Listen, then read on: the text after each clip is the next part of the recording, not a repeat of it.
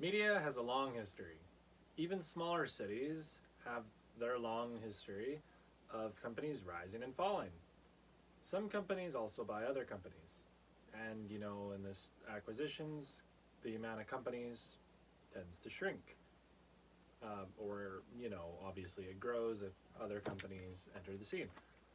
Um, Anyways, today we will be looking at my hometown, the city of Grande Prairie.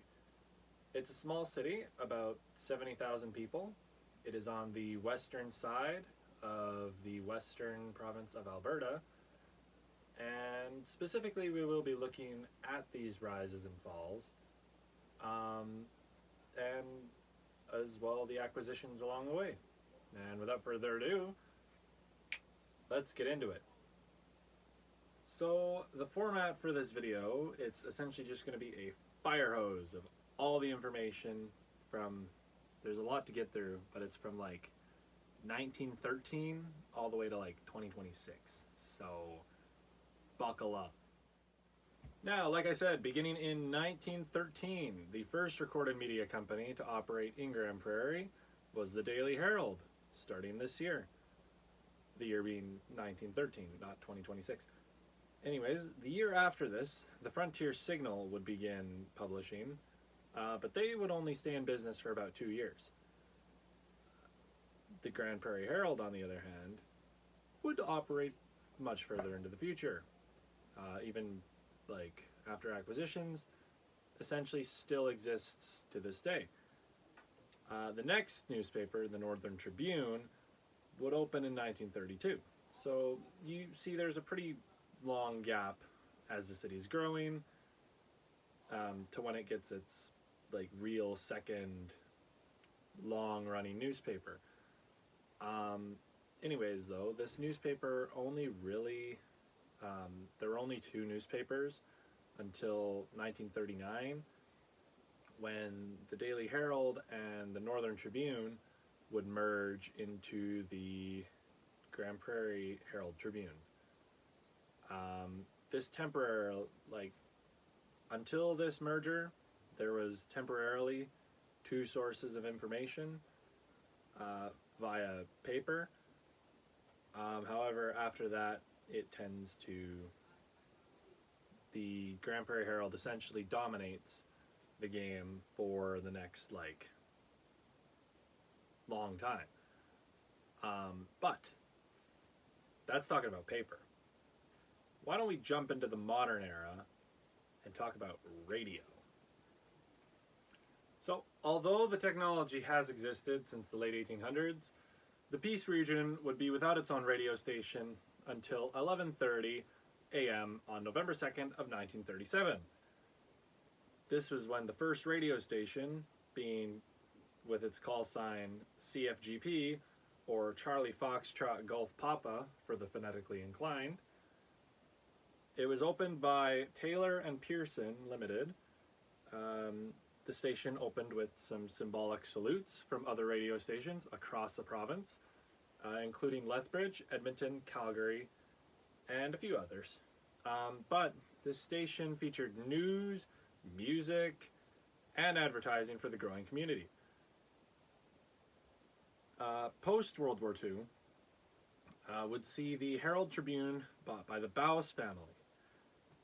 This is the, if you live in Grande Prairie, this is the Bowes mentioned on the Bowes family gardens over where the Storm play. So if you're wondering where that name comes from, that's where it comes from. Anyways, they would make significant community contributions, including to the Bowes family gardens, along with the Queen Elizabeth II Hospital's MRI facility, and the Grande Prairie College, and a bunch of other community organizations such as Cadets, the Rotary Club. There's others, but I can't remember them. Anyways, sounds like a great guy.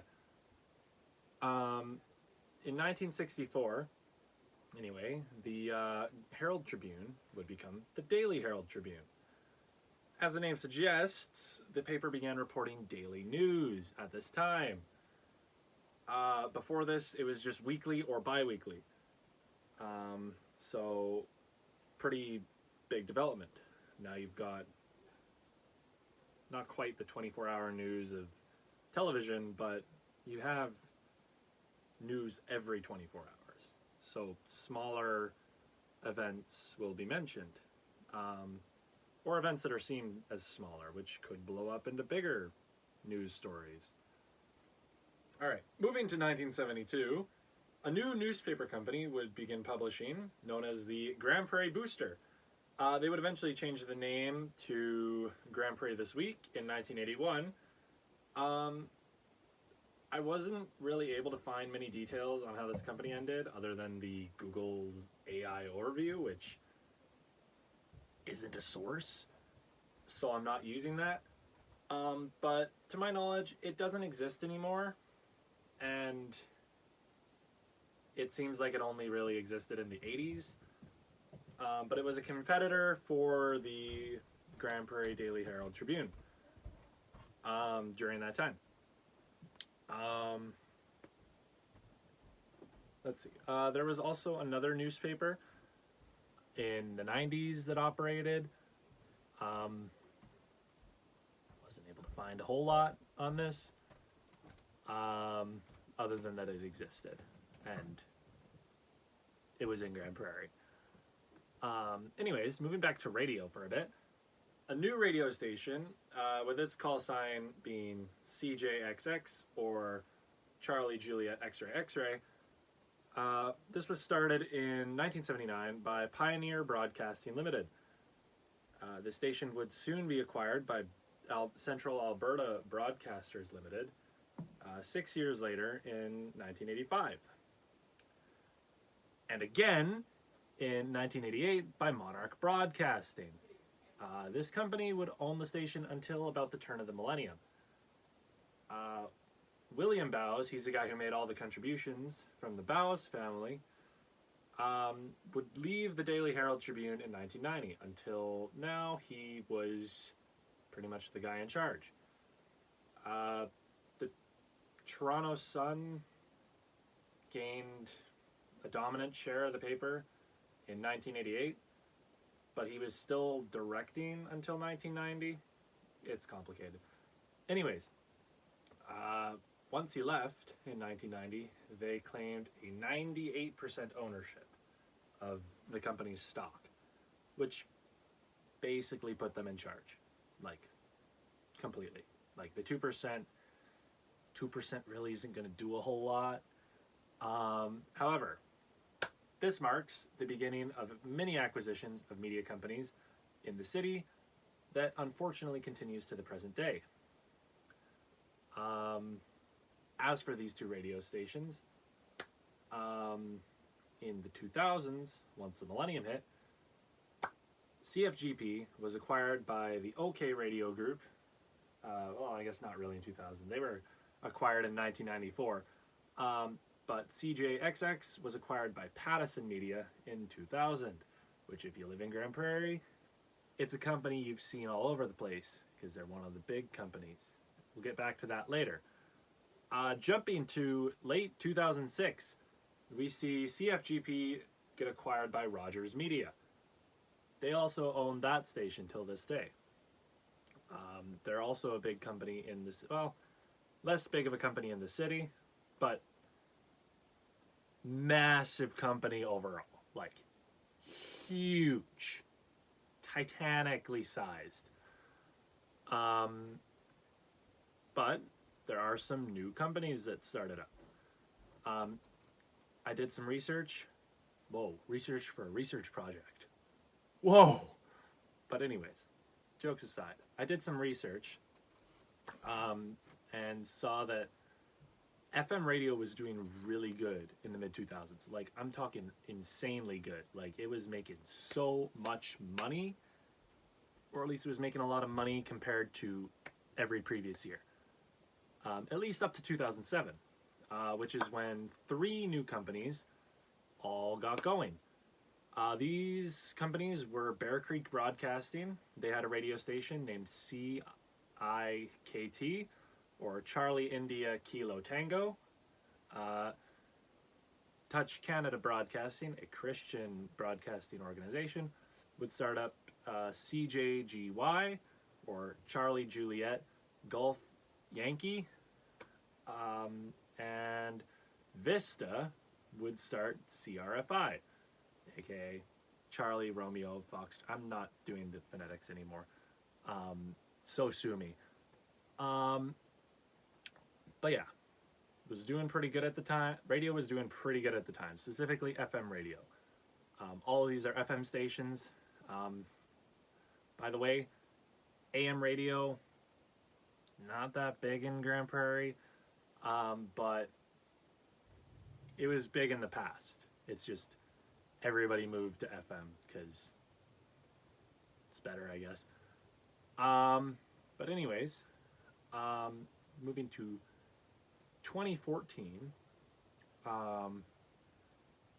Quebecor, and who was the owners of the Sun at the time, they would acquire, or no, they would give the Sun to Post Media, which is a Toronto-based company whose owners are actually in New York.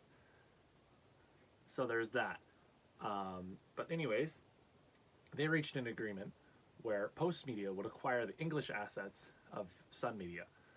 This moved ownership of the Daily Herald Tribune, which was under Sun Media. They went from the Toronto Sun to Sun Media. This would put the ownership of the Daily Herald Tribune essentially under Post Media. So the Daily Herald Tribune would be owned by some guy in New York, some schmuck in Brooklyn. Like Brooklyn, Manhattan, I'm not entirely sure which one. I'm not researching New York. That's for a different day. Anyways, early 2015, we start to see reporting from the website My Grande Prairie Now. This is owned by Vista. I don't know when it started. I went back as far as I could on Internet Archive, and the internet, nothing. Nothing before like early 2015. If anyone finds anything, hit me up. But good luck. Anyways, also in 2015, the Jim Pattison Broadcast Group, the same guys who bought that radio station, would acquire CIKT from Bear Creek Broadcasting. On the company's website, it was like the guy who was previously in charge of Bear Creek Broadcasting. He said that this was essentially the plan from the start. So I haven't really looked much into that part exactly. This project is late as it is. But anyways, this was followed by Golden West's acquisition of CJGY from, who owned that again? It's all very like, there's a lot of companies, but there's going to be less, and it's the amount of companies in the city is shrinking in the 2010s, which is not good because it makes a monopoly, well, an oligopoly, which is just a monopoly of a few companies. But everyone knows what monopoly is from the hit game Sudoku. But anyways, they would acquire, Golden West would acquire the Christian radio broadcast station, and they would start their own Christian broadcasting. There's also a website called Everything GP, which a lot of news comes from Everything GP. A lot of residents in Grande Prairie get their news from this website. They appear to have been publishing since at least 2017. Again, likely publishing longer, but Internet Archive's records only go back to 2017, like September. And it's like a it's like a skeleton of a website. So maybe it just hasn't been maintained, but maybe that was when they were working on it. But yeah, they are owned by Pattison Media. Finally, the most recent development occurred in 2025 when Vista acquired that Christian radio broadcasting station from Golden West. Before this, there were 5 companies in the city, if you've been keeping track. Now, after this, there are 4. Only 4 companies have news outlets operating in Grande Prairie. One of them is owned in New York. Pattison, I believe, is owned in Vancouver. Vista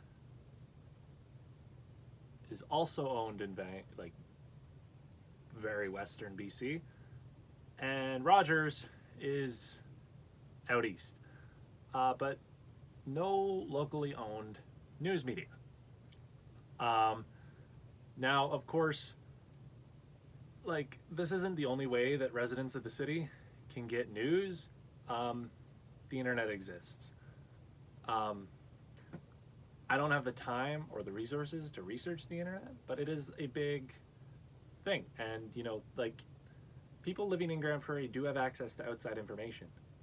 But the information coming out of Grande Prairie is largely restricted to these 4 companies. Because even though you've got some YouTubers, Vimeo creators, and TikTokers in Grande Prairie, they don't have as much of a following as these big 4 companies. So essentially, these big 4 companies can control the narrative.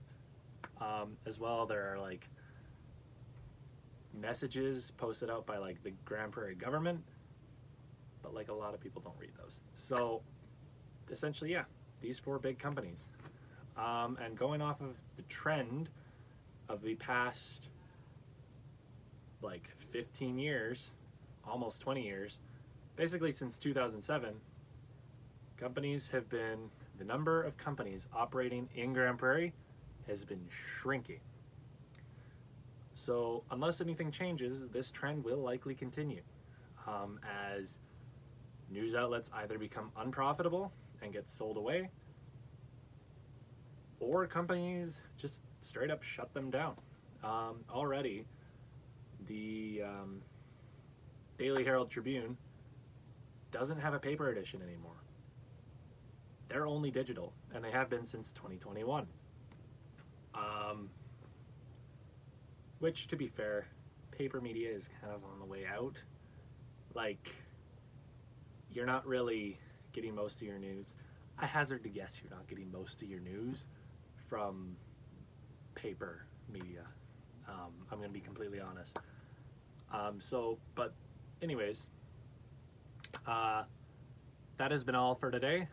I hope you enjoyed learning about media in Grande Prairie.